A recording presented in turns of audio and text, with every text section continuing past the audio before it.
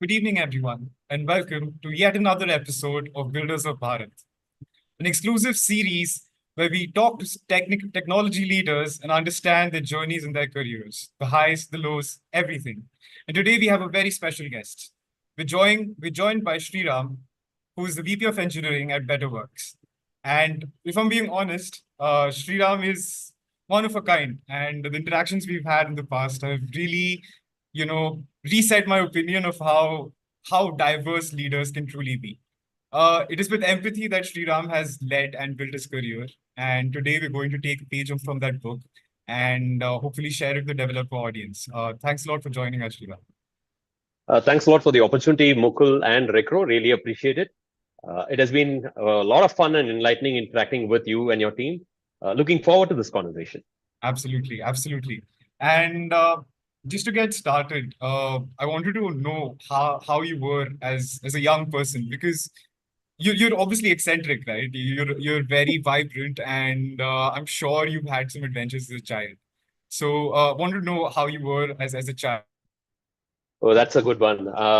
Young Sriram is someone that, oops, did I lose connection? Am I still there?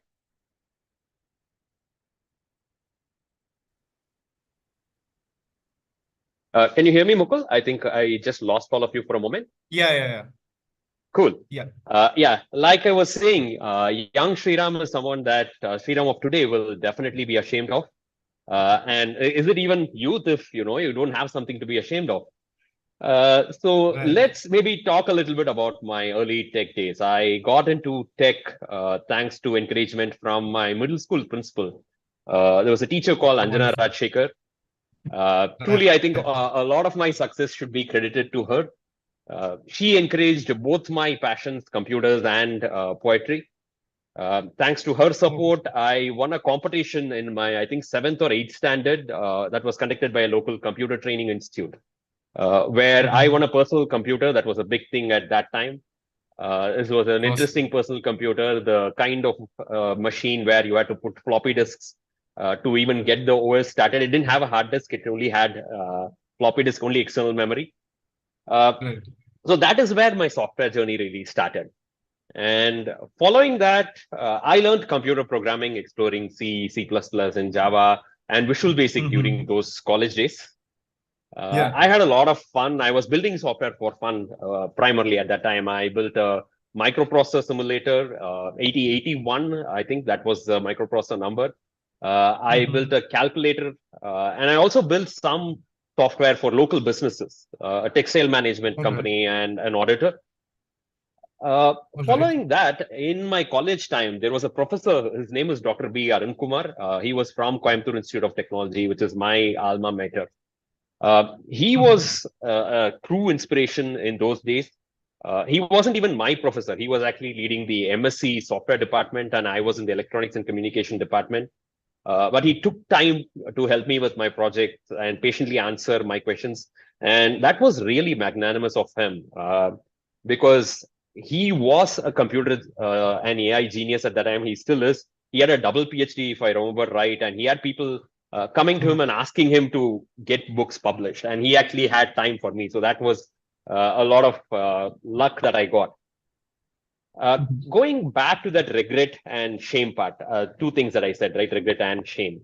The first thing I'll Right. always regret is that I did not major in computer science. So Mhm. I don't have a formal computer science education. I didn't learn operating systems, memory, databases, pagination inside the operating system, all of that. I didn't learn any of those, which I think has Mhm. always been a handicap. Like, for example, I didn't even learn the standard computer algorithms. And that also explains why I'm quite ashamed. Despite not having that kind of foundational knowledge, I was extremely overconfident and very, very stubborn in my youth.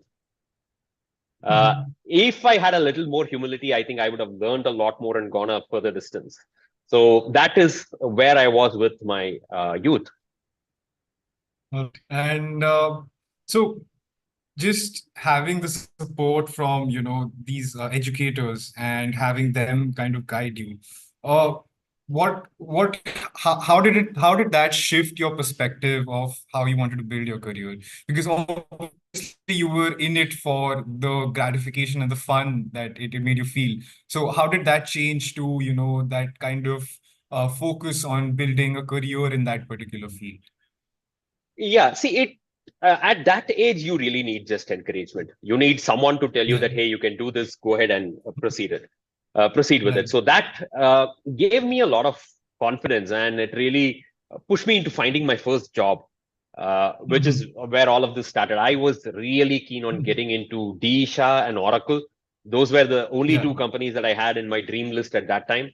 And right. surprisingly, I didn't get into either of them.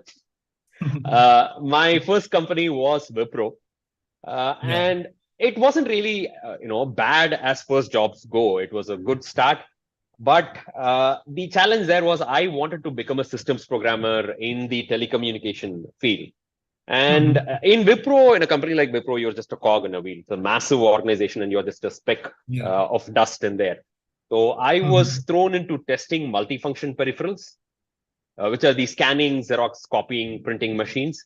And All that right. completely deflated me because Okay. most of my work was just printing papers and waiting to see how they came out.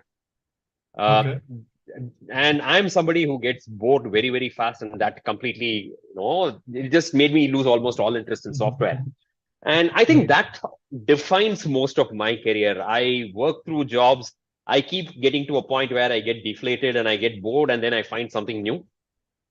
So that is how all of that support from the educators helped me.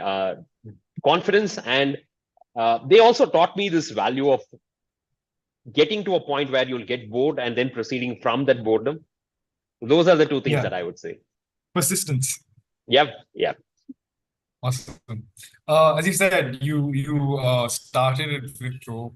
Hmm? Uh, Although you've described yourself as a late night ninja there, what were the biggest, and as you said, it wasn't as exciting work, but what were the learnings that came from working, in a large organization?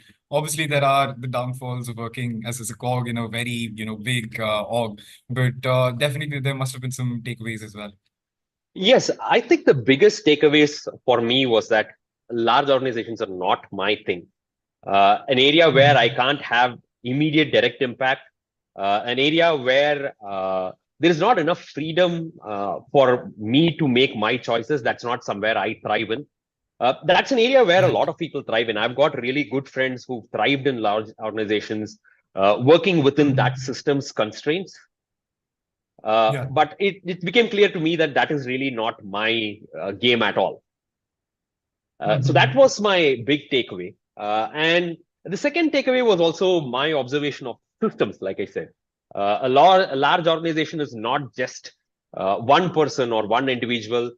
No matter what Right. your intent is, you have to operate within that system. Yeah. And it gave me inputs in terms of how to design systems where people's intent and the system's intent can be Mhm. balanced. In large organizations, that is the biggest challenge that I see. The individual intent and the system's intent are usually different, and the system's intent usually just overrides the individual's intent. All right. So it is possible to build something more organic where you can shape those two together rather than the more powerful system intent just overriding the person's intent, the individual's intent. All And right. that is the I other think that's takeaway that I yeah. took. Yeah. I think that's really interesting because if you, it must be a lot more synchronized if that's the mindset from the ground up, and I think that's a very major takeaway to get early in your career as well. Moving on, Hmm? your profile, I went through your LinkedIn profile, and it mentioned that you were transitioning from trying to be a more goth to trying to being a Gandalf. How has this transformation influenced your leadership style? Yes, I think we have to go back to that overconfidence point that I spoke about. Yeah. So I worked for Wipro and Huawei, big organizations, decided that that's not my thing. And then I moved to startups where I Mhm. really had my first taste of accountability, ownership, and freedom. And Right. it's interesting. It also coincided with my favorite programming language of all, Perl, which again gives you that freedom. You are held accountable Mhm. for all the work that you do, unlike, say, statically typed languages like Java or even Python, which has some constraints. Perl is very constraint free. So that was where I really got a taste of freedom. And I think that taste of freedom also turned out to be a problem for me. I worked in IP Unity, and then I moved to this company called as Paxterra, which is now called Right. TerraLogic. When I joined the company, it was around 30, 35 people. And when I left the company, it was around 600, 700 people. And today, I think it's around Awesome. 8,000, 10,000 people. So there, the way it started was I got into automation and I felt like I am this god of automation. I was able to work, like I said, I was really good with Perl. I was very happy with the work that I was doing. At one point, I was assigned 3 projects at the same time just to satisfy my appetite. Awesome. And with all of that, I also started getting a lot of special privileges. And that is where the problem started. If any of you don't know, Silmarillion is one of the books that I love from Tolkien, and Morgoth is the primary antagonist of that particular story.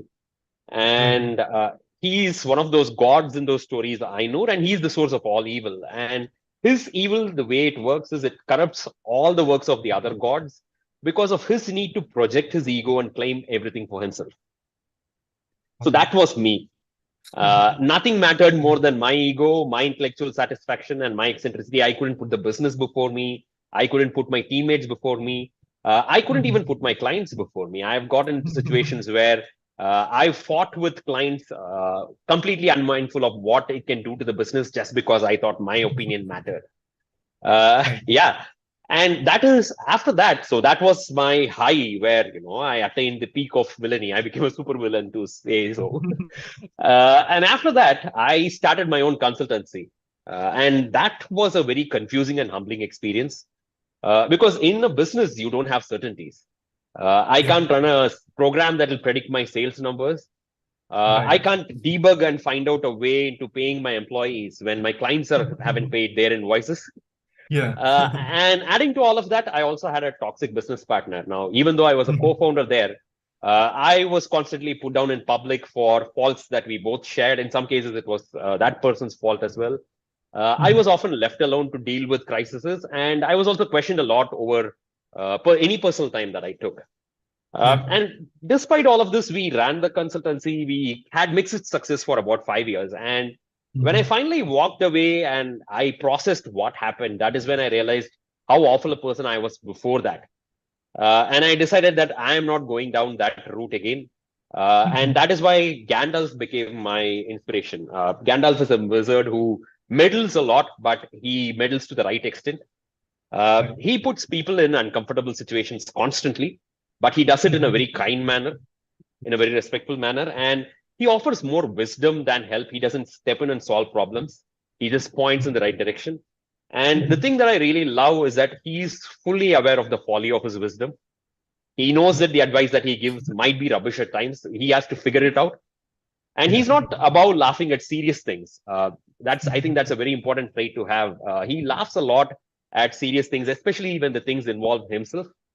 Because like Gandalf himself says, even the wise cannot see all ends. So that is that part of my story. Awesome. Yeah. I think as a leader, kind of understanding that it's just okay if things go wrong. It's just that you have to put people into situations where they can, you know, rise to the occasion and really, make a difference. And if you do that, you're essentially a good leader.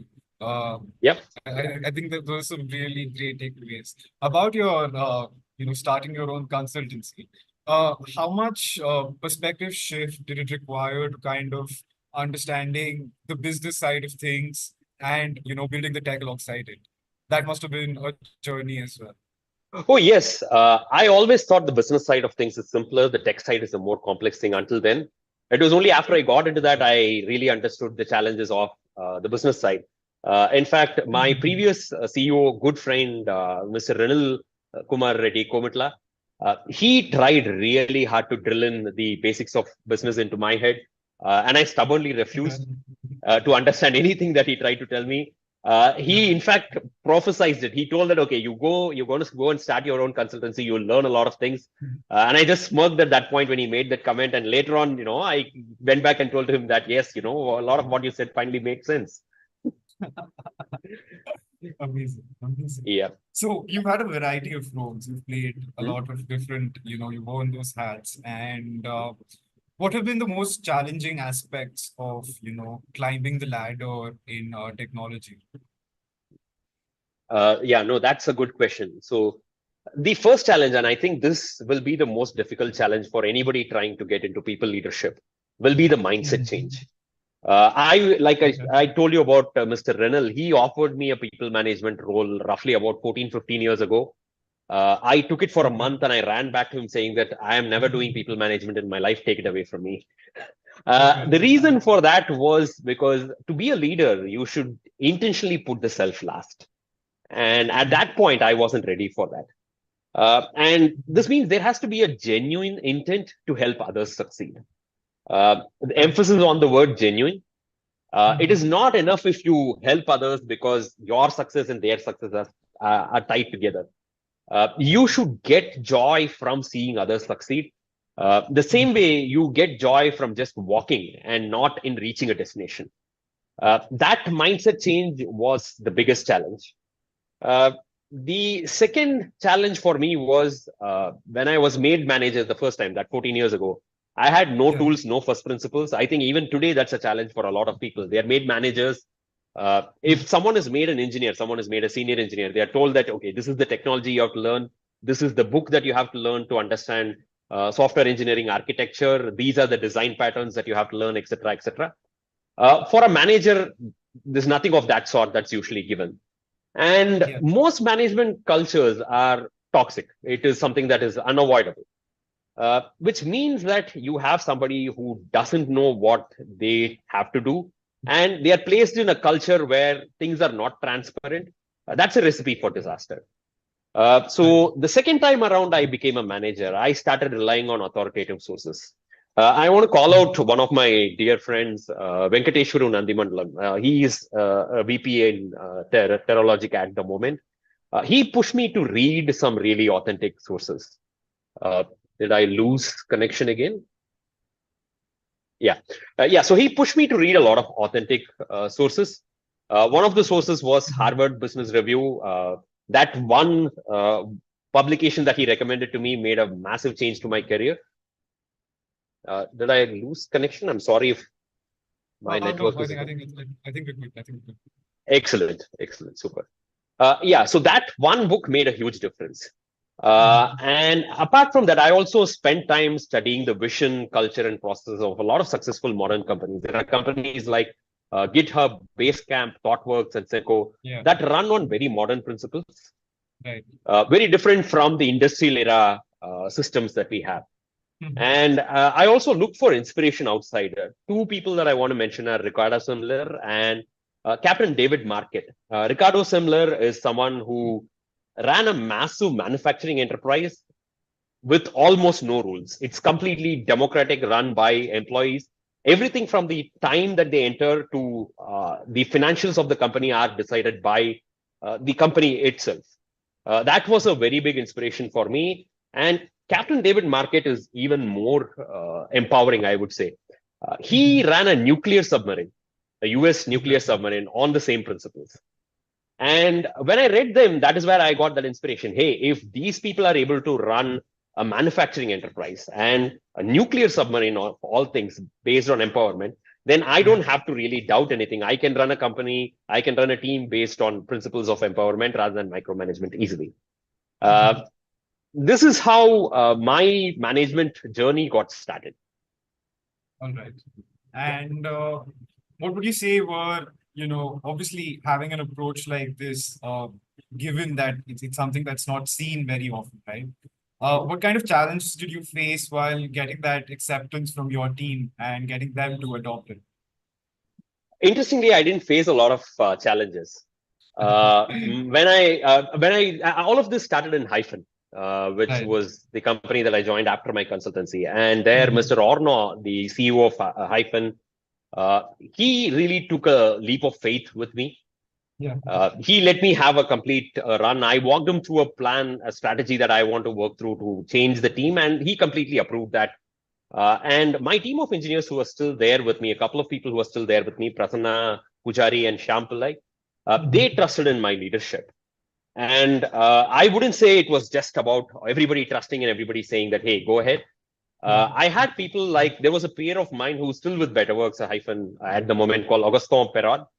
He stood by me. He held me accountable. He made sure that Mhm. my technological naivete doesn't cause any disasters. So Yeah. a combination of all of that really helped. And and like you said, we had challenges. There were always doubts as to whether this method will succeed. So Right. we set up metrics to see if those methods will succeed or not. We Mhm. had checkpoints to see if we are actually progressing or not. We Awesome. agreed on common set of rules that we can all work with. And all of that helped us in rebuilding that entire product that Hyphen had. We released a new version, which led us to the success of us getting acquired by Betterworks. So that was that part of that. That was that journey. I think that really caps off how successful that was, and obviously having these unique perspectives, having these you know having a fresh take on things, having that freedom as you craved it earlier, and having that imparting that into your own leadership is something that's really inspirational to see. So kudos on that. Uh, You've also been someone who's been very experienced in building captive offshore product engineering organizations. Uh, what key factors do you look at while you're setting up an international team? Yeah. Uh, See, when it comes to an offshore team, Mhm. it's important to understand the role as a leader. The role as a leader is primarily that of a storyteller. Yeah. You have a leadership team in the US. For example, in my case, I have my manager, Cheryl Johnson, who's an inspiration, and my Mhm. peer, Meher Hanafi, who's a technological wizard, a Mhm. genius. And then there is my CEO, Doug Deneline, my COO, Andrea, and there is my sales head, Shep Meher. Mhm. So all of these people, along with me, we build a product and engineering vision. There's a common vision that is created, and this vision has to be communicated to the teams as an inspiration, which means you have to turn this vision into an exciting heroic adventure. Yeah. Uh, a vision of this magnitude is usually something that runs into years, which means you need a story that is compelling enough for the team to stay and see through challenges for that longer period of time. Mhm. To do this, I usually look at a book that I like a lot. It's a book called The Hero with a Thousand Faces. Mhm. It talks about an archetype journey that you can speak about the hero in his native environment or her native environment. And then there's a Mhm. call for adventure, and they are pressed into a journey through Yeah. which they learn a lot of things. There is a mentor who comes and supports them, and then Mhm. they defeat whatever obstacles that come in their way, and then finally they return back to their place with newly acquired knowledge, and they add value to the place that they started from. So Right. this is a prototype that I used to say to build a lot of stories when it comes to business and technological adventures. All right. Now, to tell the story, you need a team. Mhm. And picking the team makes all the difference. Yeah. Uh, Now, a lot of people talk about 10x engineers, about skills, about picking really talented, capable engineers. To Mhm. me, that's a secondary priority. Right. You have a certain bar for skill, you have a certain bar for talent. You just have to make sure you don't go below that. Yeah. That's really all that is there. What really matters is culture. Whatever is culture for any organization, that is what matters a lot. And so you need to pick people who will emulate that culture, who will bring in behavior that is acceptable within your culture. Yeah. And apart from that, you also need to hire for potential. That's something that I really, really believe in, and it's something that has rewarded me a lot. I've hired engineers who made a switch from law to engineering. I've had engineers in my team who hadn't completed their graduation. I've had engineers who tackle personal challenges like they are caregivers to someone who's not keeping well in their family. They are parents who have to devote a lot of personal time, those kind of things. And every single time I've taken a leap of faith with someone, they've Yeah. always repaid me multiples. So to summarize all of that, for an offshore team, you need vision, you need an ability to convey that vision, and you need a team that is hungry and can implement that vision, respecting the culture that you've set. Awesome. Awesome. I think what you said about finding people with, the room for growth, right? And, really harnessing that potential. I think that's so important. It gets missed out these days because everyone's so obsessed with ticking boxes and job descriptions. They forget it's a lot about your willingness to learn and your willingness to adapt and bring in that, fight. As you said, the culture dictates that kind of fight and how the fight is put across. So I really agree with that. And it's really nice to see how you've taken those bets and they've really paid off. You've emphasized a lot on mentorship and growing leaders within your teams. What strategies do you take to kind of identify and cultivate leadership potential among your employees? Yeah. Leaders in my team display three common characteristics. These three are there with every single leader, even though they might be different in other aspects. They take radical responsibility. They want to be curious more than right, and they maintain a high degree of integrity. I'll go to each of these. Now, let me talk about how I help them build those kind of qualities. Now, I help people take radical responsibilities by giving them resources to address the problem. So most of my leaders don't complain. Even if they complain only once. And that is because they don't have the resources, they don't have a direction. Once that is given, they just proceed. A good example of this will be Tanvir Farooq and Rinku Ravi in my team. Both of them come from a slightly different career. They are very unconventional managers. Tanvir is a program manager. Rinku is a quality manager. That's how they started their careers. And they are now engineering managers leading complete product engineering pods. And despite their experience and expertise being in different areas, they took responsibility of the new areas that were allotted to them, and they just got that done. So that is one clear trait that I can speak about. Yeah. When it comes to curiosity over being right, I strive myself to hold strong opinions loosely. What I mean by that is I try to form my opinions based on research, based on my critical analysis. And I always leave room to change that opinion because no belief, no ideas really set in stone. There is nothing sacrosanct. And when I find new information, I'm willing to let go of the old opinion that I had. So every time I look at a situation, I'm always looking at the question, what can I learn from this? So an example of how people in my team react to that kind of thing, people in my team are curious rather than being right is, let's say someone exits my team. The approach for someone who wants to be right would be, how do I retain this person? How can this person leave me after all these years? How do I find a new person? Oh, that stress is there. But if you take a curious approach, the questions that you'll be asking are, what constraints get removed because this person has left? What opportunity gets opened up within the team because this person has left? Does it mean someone else within the team can grow into that role? Can you save money in the budget? So that is the kind of mindset that I try to cultivate in my leaders. Integrity, I try to teach it by according respect. This is actually really fascinating. If you give people respect, they usually give you integrity in return. And treating people with respect is a really lost art. In most businesses, we see people's value only in their work. You see them just as an SDET or an engineer or a product manager, whatever that is. But a person's exactly, yeah. And a person's work is just a part of them. Whatever happens, ultimately, they are a parent, they are a child, they are a brother, a friend, they are even a gardener, a neighbor, so much things that you don't know about them. Right. No, now when you give people respect, even when they are at their worst, then you get integrity in return. Again, let me illustrate that with an example. Let's say there is someone who's not performing well and you have to let them go. You've tried everything and you have to really let them go. Most cultures, this almost results in a shaming exercise. The person is let go in a manner where they feel really bad. But you can let them go with dignity. You can give them feedback that will help them in their next assignment. You can give them support even after they leave. And that's really what we need to keep in mind. Even the worst employee is ultimately a human being.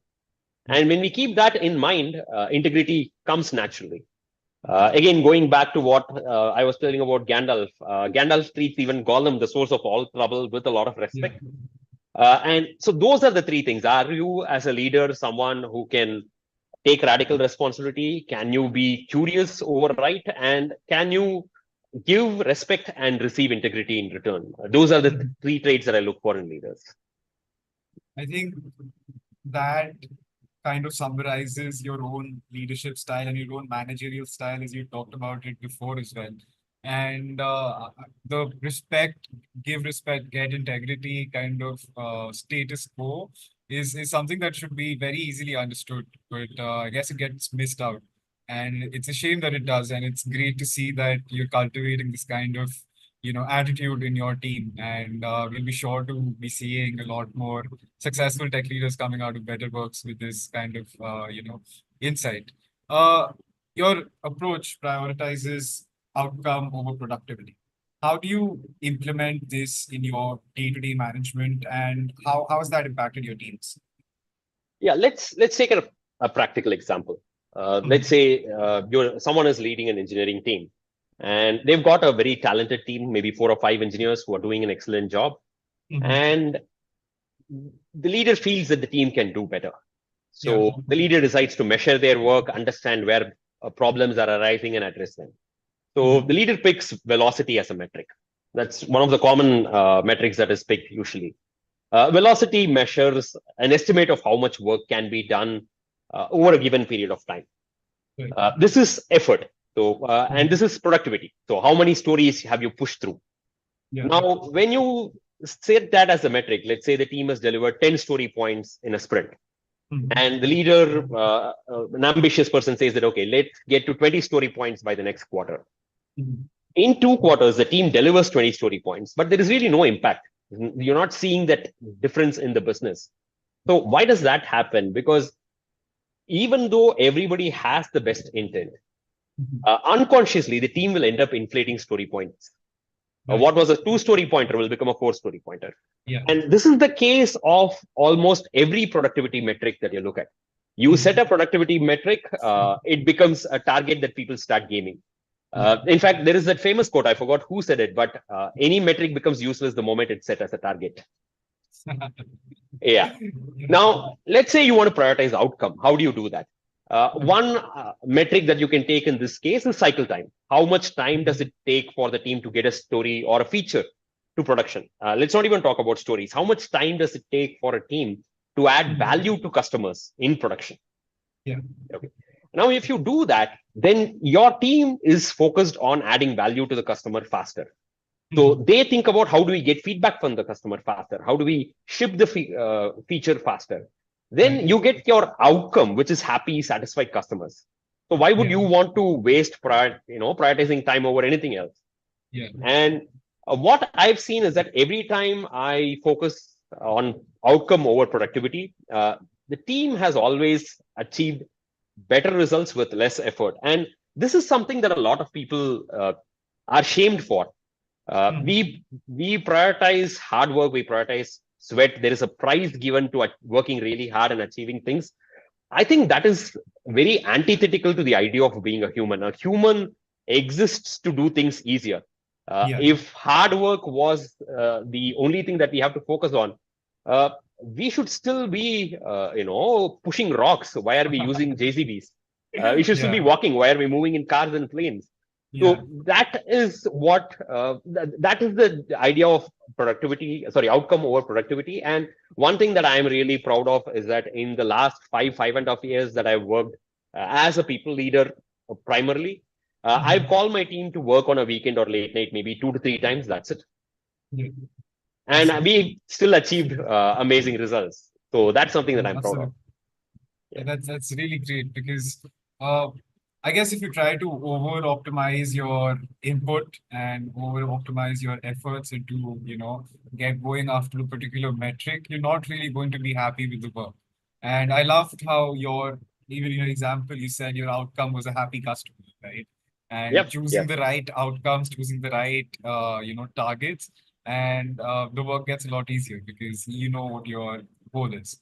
Yep. So You mentioned that point about over optimizing. I'd like to just spend yeah, another minute on that. yeah, I definitely, was definitely. reading this recent brief quote about Steve Jobs and taste, Mhm. the idea of taste, the idea of aesthetics. I think that is something that we miss in modern practices that focus more on optimization. You need to look at the aesthetics of work, the aesthetics of what you deliver and how you deliver as well. Yeah. Uh, and this is really subtle. I don't have a framework or an example like how I can give for the other cases. Mhm. Are you able to get things done in an elegant manner? Are you Mhm. able to get to a point where customers get happy, Mhm. employees are happy, and sometimes you don't even understand how those pieces fell in place by themselves. Yeah. So prioritizing that aesthetic also matters a lot. Mhm. And not a lot of companies do that, where there is a question of how is the flow of work within the company. Right. Are we really focusing on not just pure business outcomes, but also on the aesthetics of the business outcome? That is Yeah. also another crucial aspect that we miss out on. Absolutely. Absolutely. Completely agree.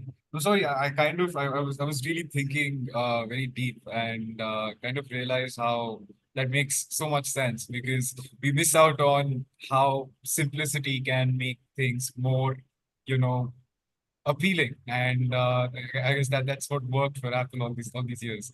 Uh, Yep. Yeah. yeah.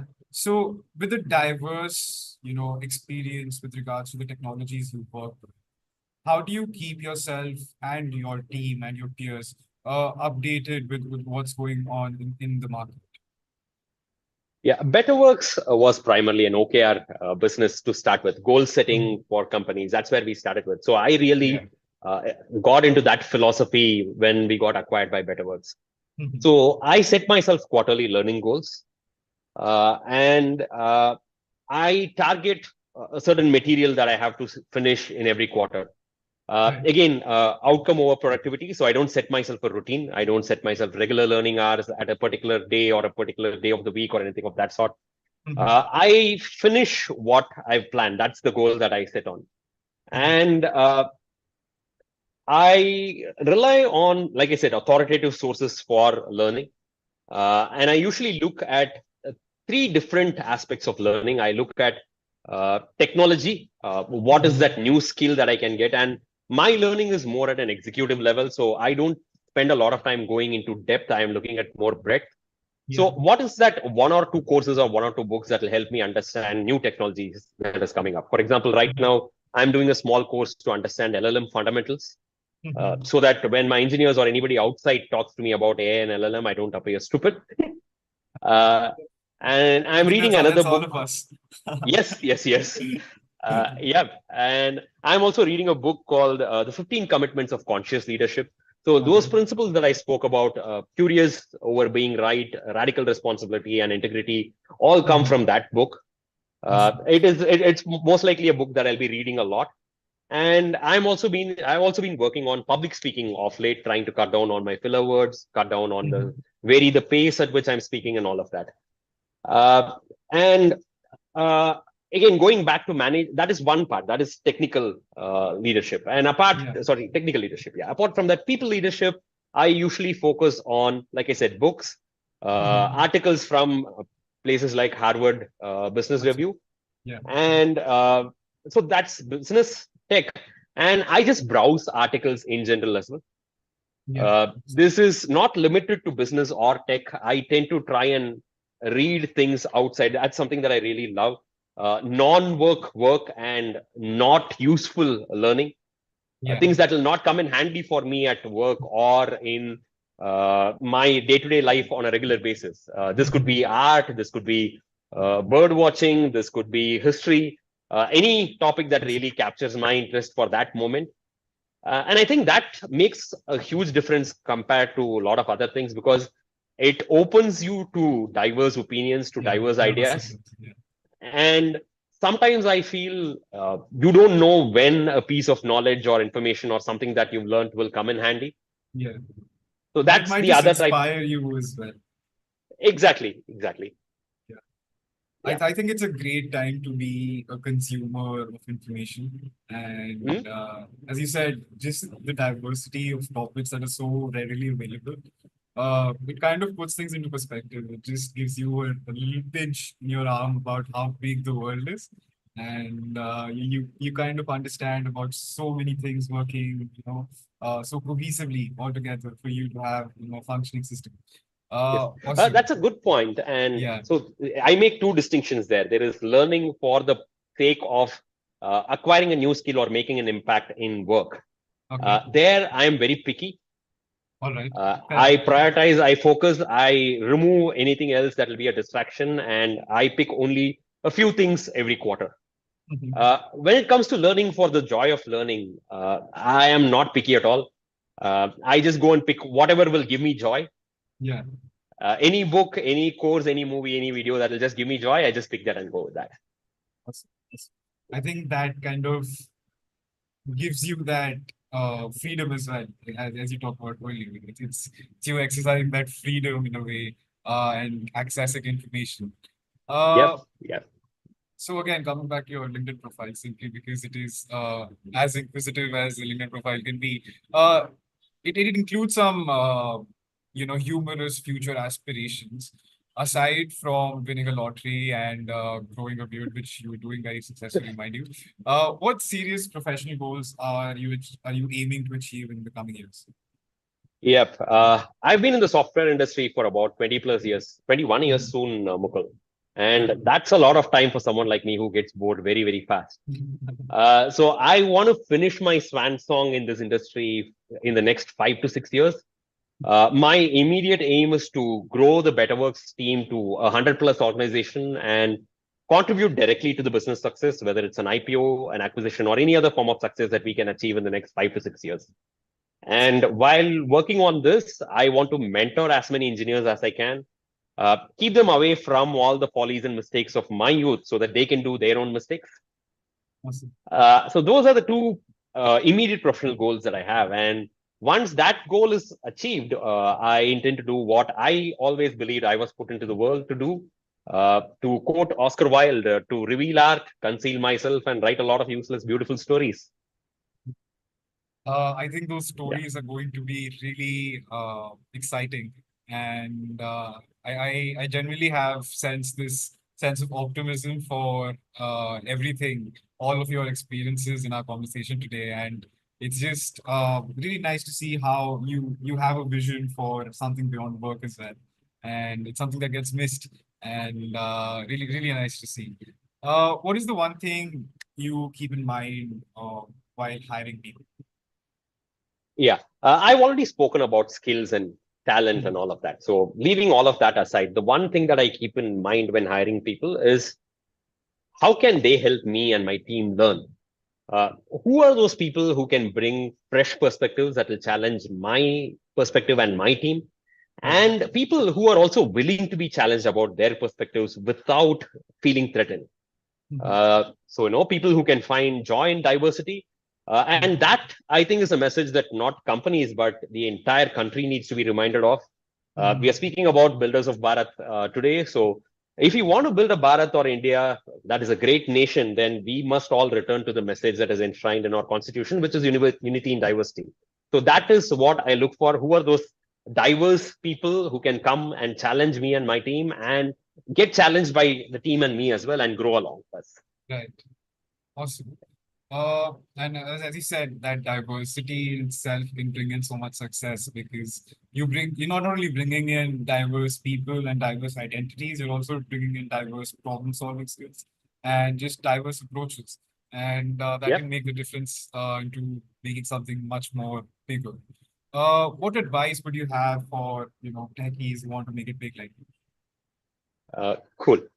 So my model for success is based on three principles: Mhm. learning, growth, and impact. Right. When you talk about learning, it should be a mix of formal and casual methods. Mhm. By formal, I'm talking about learning from courses, books, or videos, any other means of knowledge that someone is comfortable with. Yeah. And that learning is done in a structured manner, which means you learn first principles, you apply them, and you Mhm. learn from that application and you keep improvising. Yeah. Uh, Casual learning is where you focus on articles, bytes of information, anything that you can just, it's like snacking. You get and get that going. So that learning, building those skills, identifying what skills you need to build, that is the first principle. The second is growth, and growth comes from intentional discomfort. Let's talk about discomfort first. You should be clear on what discomfort you're willing to tolerate, what you won't tolerate, and what discomfort you're willing to indulge in. Absolutely. Uh, for someone like me, I can't tolerate the discomfort of being in a culture that I can't connect with anymore. All So right. that's a discomfort that I am not willing to even tolerate. Mhm. Uh, there are discomforts that I'm willing to tolerate temporarily. Maybe I'm not able to work in a domain that I would like to work in. Maybe I'm not able to work at a scale that I want to work in. That is a temporary discomfort that I can tolerate as long as I see a potential. Mhm. Uh, there are discomfort that I would indulge in. For example, I am an introvert. I don't like going and meeting people. I don't like doing any human interaction that doesn't have a purpose. Yeah. Which means the discomfort of networking, the discomfort of public speaking, and 5 years ago, the discomfort of people management. These are all discomforts that I chose to indulge in and got rewards out of. Yeah. So, deciding those three discomforts and going out and indulging in the discomfort, that is where growth lies in. And I also spoke about intentional discomfort. So, it's important to make a studied choice. Mhm. Spend a bit of time to understand, classify these discomforts, and pick the one that you're willing to indulge in. And the third aspect is actually what I've seen a lot of engineers miss out on. Mhm. Uh, they learn, they engage in new things. An engineer is always interested in trying out new things, even if they're not willing to work on soft skills. Most Mhm. engineers I know work very hard on their hard skills, trying out new things there. But neither of this will give you success if it is not connected to impact. So for every engineer who's listening to this, the one thing that I would say is speak with your manager, keep an eye out for what really matters in your business unit and align your learning and growth to that. A lot of Mhm. engineers I see wait for an opportunity to come to them. They complain about the lack of opportunity without doing anything about it. One thing that you can do instead of complaining is that speak to your manager and or your team, find out the Mhm. one problem that they all hate, solve that Yeah. problem. Maybe your manager is concerned about the number of defects in your team. Maybe they are concerned about the level at which the team is working, the speed at which they are delivering. They're concerned Mhm. about the code quality and the tech debt. Ask them what is the top three things that they are worried about and address one of them. Again, going back to what I spoke about, Mr. Venkat, one thing that he told me was find out how you can replace your manager's job, take away something from that person every 6 months, and you'll keep growing. That is really what every techie here should be doing. A caveat when I spoke about aligning learning with impact, like we said, it is important to not always just learn for impact. It's very important to Yeah. learn for the sake of learning. Yeah. Nothing more fun and rewarding than that. One last word that I would want to give as advice is practice humility. Mhm. What we speak about as merit is not as meritorious as it seems to be. It looks like my success is based on merit. But if you just go back to what I said, there are at least 10 people who supported me and taken me through. And I haven't even spoken about the privilege that I've received being an upper caste male in India. Yeah. That privilege is immense. I haven't even spoken about that. So Mhm. success is not all that is made to be. A lot of privilege and luck is involved in the success of even the most self-made person. So one thing that I would recommend to every techie is to repeat yourself there, but for the grace of God or the accident of birth or the mystery of fate goes all. I think that's beautifully put, and a great way to end that as well. Uh, if I were to cap all of what you've said recently to the advice to the techies, it's to have the joy of learning and to never let that go. And when you have that joy of learning, you're going to learn to make impact. And when you're learning to make impact, it's important to seek help and to understand what challenges you should take up and what challenges you should keep aside and not obsess over. Yep, And I yep. think I think this approach can give anyone a very smooth sailing in their careers. Yes, So I I'll be really supremely yeah happy if out of all the engineers who are listening, most of them go and have a conversation with their manager after this call to yeah find out what is that one problem that they can solve and they solve it. I'll be correct. happy if they do that because that is really the path to success. Awesome. We have one particular question from the community that I wanted to take up, Please. and I think this Yeah. is something that might get an interesting response as well. What does the 21st century engineer in the AI world look like? Oh, that's a very interesting question. I wanted to touch on that and I totally forgot about it. So thanks a lot, whoever it is who asked that question. Yeah. Uh, okay, the 21st century engineer is someone who is comfortable using AI tools Mhm. and is not using AI tools the way a non-engineer uses it. Now, Right. most non-engineers, the way they use AI tools, what I've seen is that it's some sort of black box magic. They almost Mhm. assume it is a human Yeah. and they work with it and they try to get the job done. And now, Mhm. an engineer, I would expect, understands that this GPT is actually a predictor, it's a transformer. It Mhm. takes input information and it is just predicting the next token. They Right. understand how the prediction works, they understand what are neural networks, Mhm. and they use that specialized knowledge and their domain expertise to get better outcomes out of AI. Yeah. I see a lot of engineers being skeptical about AI Mhm. simply because AI is software that doesn't work like any software that we are used to. Yeah. The first principle when it comes to AI is that it is non-deterministic. Uh, Mhm. and most people assume that non-determinism in AI is a flaw. They assume that if you ask the same question to AI and it doesn't give you the same response, they think Mhm. that's a flaw, but that is exactly what it is built for. Right. You go and ask the same question to me, you ask the same questions that you asked me today, I won't give the Mhm. same responses. Yeah. And an AI is built to mimic a human like me. Right. So once you understand that, I think most people will, the skeptics will get converted. So that Mhm. is what an AI engineer is going to be. And I think this is another paradigm shift, no different from the day people shifted from punched cards to actual programming. Yeah. People shifted from assembly language to higher level programming languages. It Mhm. is another layer of abstraction. Right. And the people who are not willing to adopt that layer of abstraction, who are Mhm. not willing to use it, they will definitely get left behind. I don't have any doubts about that at all. Yeah. So that is what I would recommend every AI engineer to do. Deeplearning.ai has some really good courses. There are a Mhm. couple of excellent YouTube videos that talk about the fundamentals of AI. I Right. would recommend that everybody learns that and works with a mental model of how to approach AI Right. and get value out of it. Awesome. Awesome. Yeah. Uh, I think this is a really nice approach as well because a lot of people get caught up in the noise that's going on, and it's easy to, especially because the noise is so loud. It's louder than ever, and when it comes to people's jobs, the noise gets exponentially louder. Yeah. So it's important to have the right mindset. It's important to have the right approach towards solving things and not forgetting what engineers are for. It's AI cannot replace engineers. Engineers just have to use AI to solve their problems to a better extent. Amazing. Sriram, this has truly been such an insightful session. You've been so transparent, and I want to thank you for it because it's really nice to see someone go through their highs and their lows and be so open and honest about it. You said you're working on your public speaking in these recent times, and I just wanted to kind of share that you've done a really great job at it, and our audience obviously will go away with these great insights. Uh, yeah, and just wanted to thank you on behalf of Recro's community Rebase and Recro as well. Thank you for joining us. And to the audience, we'll tune in next week with another session. Until then, goodbye and thank you. Yeah. Thank you. Thank you, Mukul. Thank you, Rekro, for the opportunity. I loved it.